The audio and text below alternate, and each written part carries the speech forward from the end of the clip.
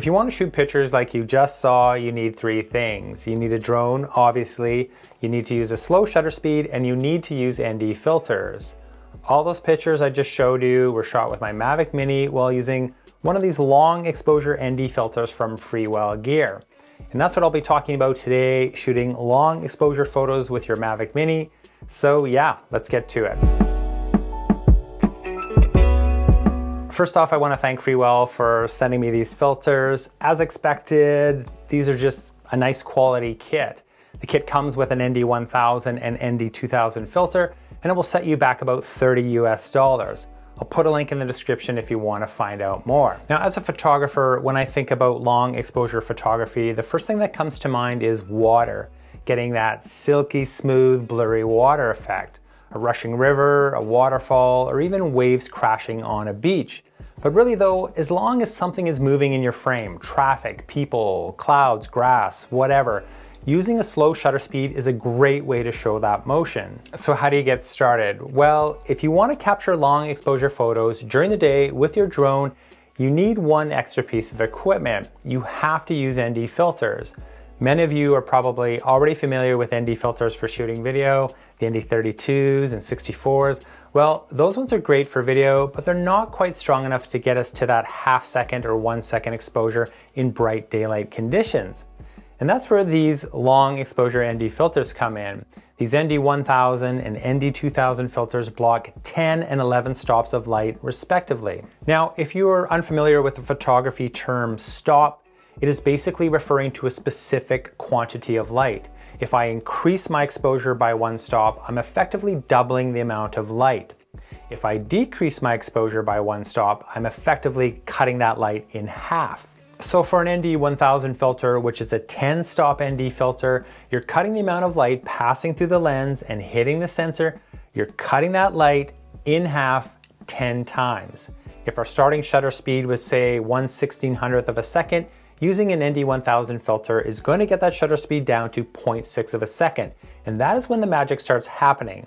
While faster shutter speeds freeze motion, slower shutter speeds blur motion, and that is exactly what we're looking to achieve with these filters. Now, using these filters is pretty straightforward, but keep in mind that they are only meant to be used in bright daylight conditions and only for photography. These filters are not appropriate for sunrise, sunset, or even cloudy days, and they're much too dark for shooting video. Installing them is pretty simple. It's best done with the drone powered off. I just kind of pull the camera down a little bit, put the filter over top, and then just slide it over the lens. You really want to make sure that once it's installed, it's fitting nice and flush against that lens so you won't be getting any light leaks in the corners. Before launching my Mini with the filter installed, I always switch over to auto exposure, and I find it's best to stay in auto exposure until you're ready to start shooting. I would also recommend turning on grid lines, which are a good compositional aid, and I also turn on the histogram and overexposure warning because both of those are just great tools to help you fine-tune your exposure. Once you're in position, you got the drone all set up and your composition is good, then you can switch over to manual exposure and dial in the settings to your liking. If you turned on overexposure warning, be sure to pay attention to those zebra stripes to make sure you're not overexposing critical parts of your image. A good starting shutter speed is somewhere in that half-second to 1 second range. I think it's a nice balance between blurred motion and good sharp images.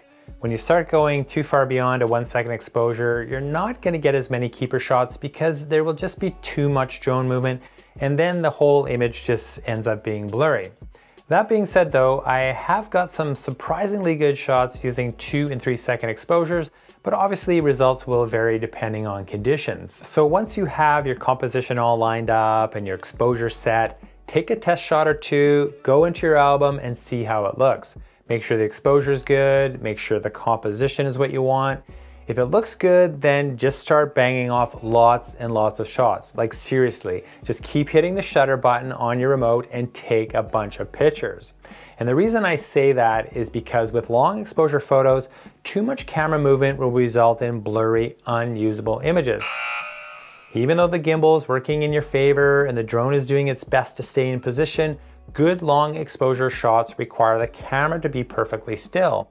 So given the nature of drone photography where the camera is hovering in the air, subject to wind and other positional movements, you can't ensure the camera will remain still.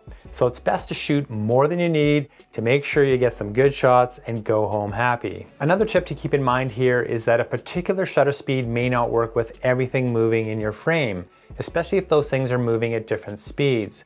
A 1-second exposure may work great for rushing water, but is likely too slow for other fast-moving subjects like cars. In this bridge photo here, you can barely see the cars because they're just moving too fast for the selected shutter speed.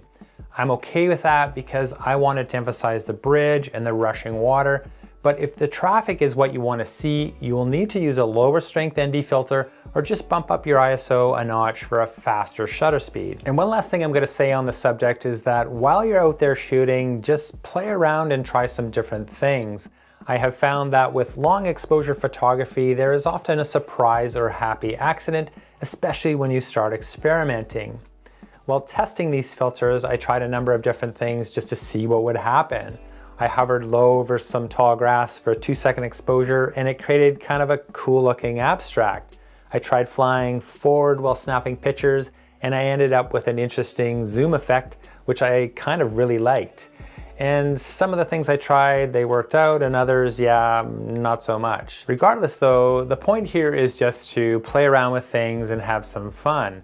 There are no hard and fast rules, so experiment with different subjects and different movements, and who knows what you might come up with. And that's it for this one, guys. I hope this video was helpful and it gave you a good sense of what you need to get started in capturing long exposure images with your drone. And as always, thanks so much for watching, and yeah, I'll see you next time.